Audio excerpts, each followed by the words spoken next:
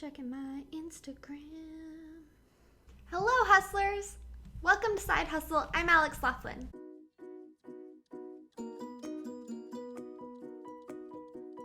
This is the third episode in the Side Hustle video column for Femsplain.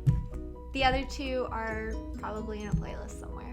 This week, we are talking about creativity, how to practice it, and how to make it less scary. Today, I'm going to share with you guys a couple of the techniques that I use to make sure that I'm working in the most creative, productive way. A caveat to that is that you don't always need to be creative.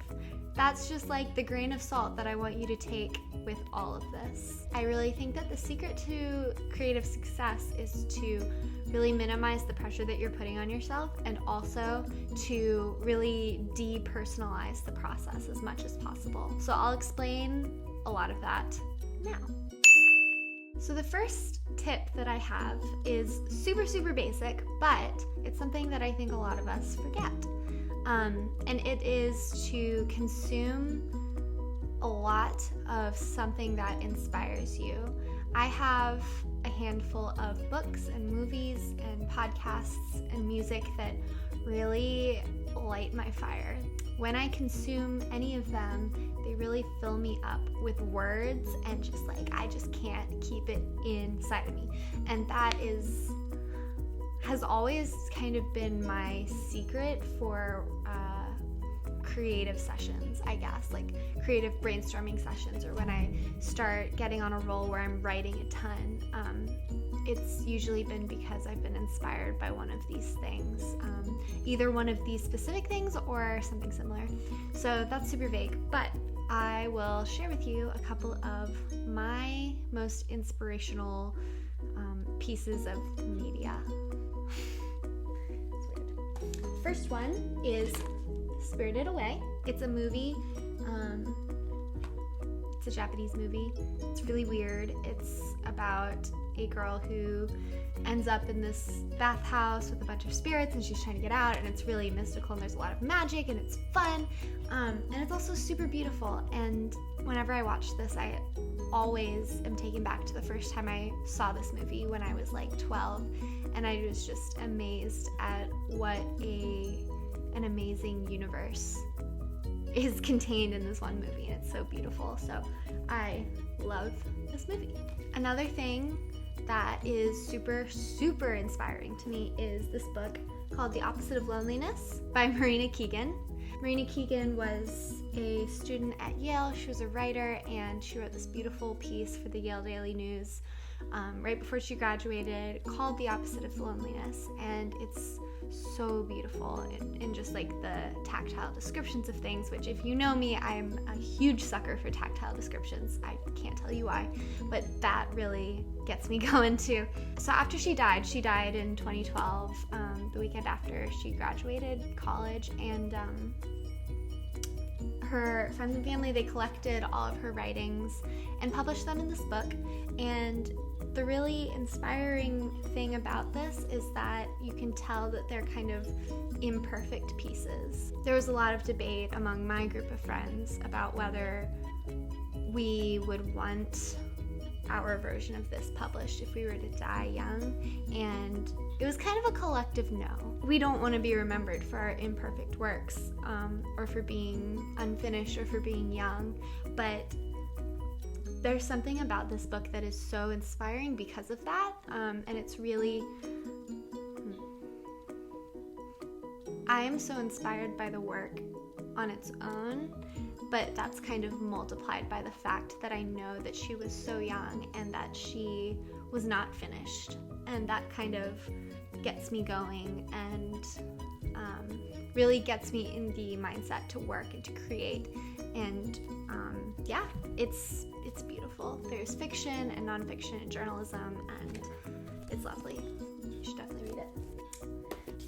A third thing that really super inspires me is anything by Nora Ephron. She is the queen. This is the most of Nora Ephron collection of her writing. I don't need to talk about her. She's amazing. That's all. A that is super, super inspiring, and I'm pulling it up on my phone right now, is a podcast, and it is called Longform, the Longform podcast. Here it is. Can you see that? Yeah. So the Longform podcast is a podcast produced by longform.org, and every week they interview a writer, a long-form journalist usually, but they've kind of veered off of that a little bit. They've done artists, and they've done podcasters, and a couple of other people, editors, but it's just usually an hour-long conversation with somebody who is kind of at the top of their game and talking about what their processes are and kind of their path to success.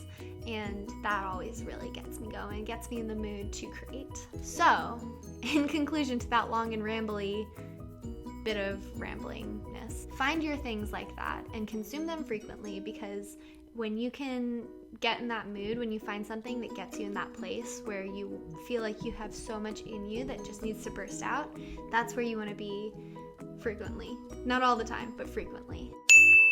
My second tip has to do with mindfulness. This is gonna sound super hokey, but just stick with me, okay? I tend to believe that a lot of our creative thoughts and creative energies live just beneath the surface of our consciousness.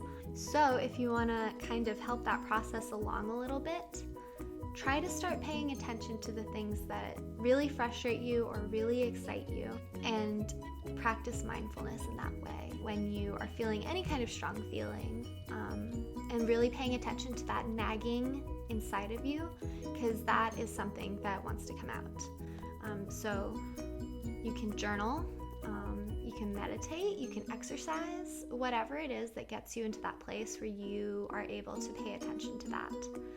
That's super, super helpful. Once you can really hear yourself and hear what you're thinking, you can start accessing those ideas that you didn't even realize you had. The best way to give your ideas life is to let them have a life. So try to write down as much as you can and just record the things that are going through your mind. The more that you have outside of your body, the more you'll have to work with. And everybody has that inside of them, this sort of surging, moving thing inside them that wants to create and wants to put their own perspectives out there, but you can't discount your perspective before you give it a chance to have a life. Trust yourself, and trust that you have good ideas inside you. You just have to let them live. I wanted to start a podcast my whole life. I am obsessed with audio, and I was just always too scared to start. I was too scared to start because as soon as I started, I could fail. And that is dumb, because yeah, as soon as you start, you can fail. And truthfully, my audio is not awesome. My podcast is not awesome. It's not like professional level, and I know that, and that kills me every single day. But I'm getting better, and I'm learning how to do this. And that is way more than I can say if I had never even started. A lot of time you have to just create for the sake of creating. And the more that you can do that, the more you're lowering the pressure on yourself to create something perfect. And weirdly, the more that you do that, the likelier it is that you will create something great, or that you'll find the seeds of something good, and then you can workshop that and make it better. Whatever your idea is. A couple of examples, things you can do to depersonalize the process. One is busy fingers. That is a technique that I learned from Ann Friedman. She has talked about it on many podcasts and articles. Ann Friedman's great. I will link below to something that talks about busy fingers. What you do is you set a timer for like 10 minutes, 15 minutes, whatever, and tell yourself that you are not allowed to take your hands off the keyboard for 10 minutes. It doesn't matter what you write, but you are not allowed to take your hands off the keyboard. You're not allowed to do anything for 10 minutes. And I do that when I'm really, really desperate, when I need to write a piece and I just cannot. And usually the first 2 minutes are me going, I hate this, I'm such a bad writer, I don't know what to say, this is terrible. And then I'm like, well, I'm stuck here. I might as well start without fail, by the time the alarm goes off, I'm on a roll and I'm writing and we're there and I'm doing it. So that's like really lowering the stakes by setting an alarm and saying, I'm only gonna write for 10 minutes and it doesn't matter what I say, but I'm just gonna do it. You lower the pressure on yourself to create the thing. Sometimes if you are in a rut, it helps to just do something creative for the sake of being creative rather than having the pressure of, you know, your career riding on it. So it kind of gets those juices going. A couple of things that I found that are really, really helpful, not only for inspiring me, but also for like making the whole creative process less scary. The first is a podcast called Accidental Creative. It's, I think, a weekly podcast, and it's just about being creative. It's great. There's also a Facebook group called The Collective, and that is directly related to the Accidental Creative. So if you search The Collective on Facebook, you should be able to find the group. Another thing that's been helpful is having a group of super, super motivated, creative friends. Not everybody is lucky enough to have that, but I have a group of girls that are just so amazing. So if you are lucky enough to have friends who are creative or know people who are creative, get them around you. You know, hang out, drink wine together, whatever. A third thing that has been crazy comforting to me is Liz Gilbert's TED Talk called Your Elusive Creative Genius. Liz Gilbert is the author of Eat, Pray, Love, and she did this TED Talk right after Eat, Pray, Love went crazy in 2010. And she was working on her second book, and she just talked about how scary it is to have reached such great levels of success and kind of be sitting there and thinking, now what? She talked about sort of demystifying the creative process and the idea of genius and having a genius rather than being a genius.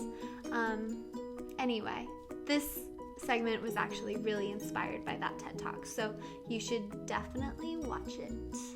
I will link below. And those are all of my tips. Thank you so much for watching. I hope I didn't ramble too much. If I did, I'm sorry. I will edit some of this, maybe. If you liked this video or found it interesting or helpful or inspiring, you should like it down below. And subscribe to Femsplain. Yeah, you can follow me on Twitter at Alex Laughs, and you can follow my podcast on Twitter at The Ladycast, or not, whatever. I'm about to spend the next several hours editing the next episode because side hustles take a lot of time and it's eating my entire Sunday. Yay! Let me know what you do to stay creative. I'm really interested. If you have any books or movies or podcasts or music or whatever that inspire you, or if you just have any strategies that help, I am all ears. Yay! Okay, thank you for watching. I'll talk to you guys next week. Bye!